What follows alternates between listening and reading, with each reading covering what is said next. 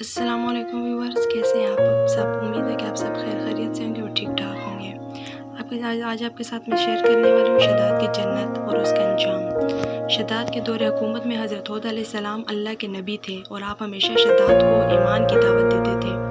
ایک دن شداد نے پوچھا، اگر میں آپ کی باتوں پر ایمان لے آؤں تو اللہ مجھے کیا انعام دے گا؟ حضرت ہود علیہ السلام نے فرمایا، اللہ تعالیٰ تجھے جنت دے گا جس میں تو ہمیشہ چین سے رہے گا۔ شداد نے حضرت ہود علیہ السلام سے جنت کے اوصاف پوچھے تو انہوں نے جنت کی خصوصیات تفصیل سے بیان فرمائی۔ یہ سن کر شداد بولا، مجھے اللہ کی جنت کی کوئی ضرورت نہیں، ایسی جنت میں خود ہی بناؤں گا۔ اس دن سے شداد کی مسلسل یہ کوشش رہی کہ وہ ایک ایسا شہر تعمیر کرائے جو ہر لحاظ سے جنت جیسا ہو۔ اس نے اپنے بانجے ضحاک کو، جو ایران کا حاکم تھا، کہلا بھیجا کہ جتنا سونا چاندی تمہارے پاس جمع ہے وہ فوراً میرے پاس بھیج دو۔ ضحاک نے ایسا ہی کیا۔ شداد نے پورے ملک میں اپنے کارندے روانہ کیے جو بہت بڑی مقدار میں سونا چاندی جمع کر کے لے آئے۔ شداد نے جنت بنانے کے لیے ملک شام میں ایک صحت افزا مقام کا انتخاب کیا اور ماہر معماروں کے ذریعے وہاں ایک اور مضبوط مستحکم فصیل تعمیر کرائی، جس کے اندر سونے اور چاندی کا محل تعمیر کرایا اور اس کی دیواروں کو قیمتی جواہر سے سجایا۔ اس نے شہر کے وسط میں ایک ایسی نہر بنوائی جس کے پانی میں سنگریزوں کی بجائے ہیرے جواہرات بہتے تھے۔ سونے کے ایسے درخت لگوائے جن کی خوشبو میں مشک و عنبر بھرا گیا تھا۔ جب ہوا چلتی تو مشک و عنبر کی خوشبو پورے شہر میں پھیل جاتی۔ بیان کیا جاتا ہے کہ شداد نے محل کی چاروں طرف سونے کی اینٹوں سے 12,000 کمرے تعمیر کرائے۔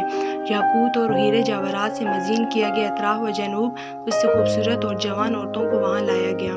یہ عظیم الشان جنت نما شہر 500 سال میں مکمل ہوا اور شداد کو اس کی تکمیل کی اطلاع دی گئی۔ اطلاع ملتے ہی شداد بہت بڑا لشکر لے کر اپنی جنت کی جانب روانہ ہو گیا۔ ابھی شہر سے ایک منزل کے فاصلے پر تھا کہ اس نے ایک ہرن دیکھا جس کے پاؤں چاندی اور سینگ سونے کے تھے۔ ہرن کو دیکھ کر وہ لالچ میں آ گیا اور اسے پکڑنے کے لیے اس کے پیچھے اپنا گھوڑا لگا دیا۔ بھاگتے بھاگتے وہ اپنے لشکر سے جدا ہو گیا۔ اس نے شداد کو پکار کر کہا، شداد، تو نے عالیشان محل تعمیر کر کے یہ سمجھ لیا ہے کہ اب تو موت کے پنجے سے بھی آزاد ہو چکا ہے؟ یہ سن کر شداد کا رواں رواں کانپنے لگا اور اس نے پوچھا، تو کون ہے؟ اس نے جواب دیا، میں ملک الموت ہوں۔ شداد نے کہا، اس وقت تمہیں مجھ سے کیا کام ہے اور میری راہ میں کیوں روڑے اٹکا رہے ہو؟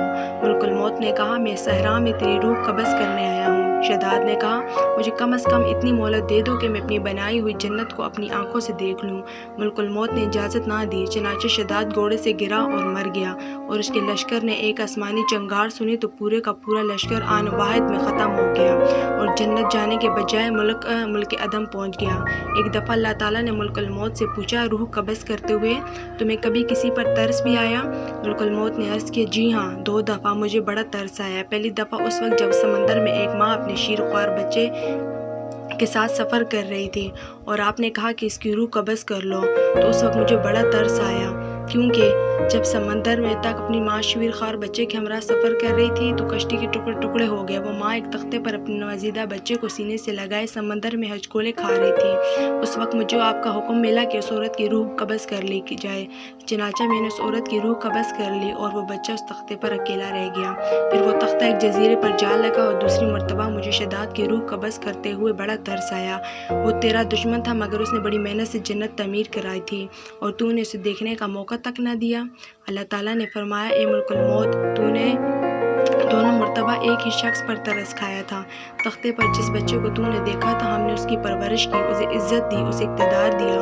وہ بدبخت ہمارا منکرین بن بیٹھا اور ہماری جنت کے مقابلے میں اپنی جنت تیار کرنے لگا۔ در حقیقت شداد ہی وہ شیرخوار بچہ تھا جس کی ماں کی روح تو نے قبض کی تھی۔ خدا کے انکار کا یہ نتیجہ تو دنیا میں ہے اور آخرت کا عذاب اس سے کہیں زیادہ۔ اللہ ہم سب کو دنیا اور آخرت میں اللہ کے بتائے ہوئے طریقوں پر عمل کرنے کی توفیق عطا فرمائے۔ اگر آپ کو ویڈیو پسند ہوئی تو چینل کو لازمی لائک اینڈ سبسکرائب کریں۔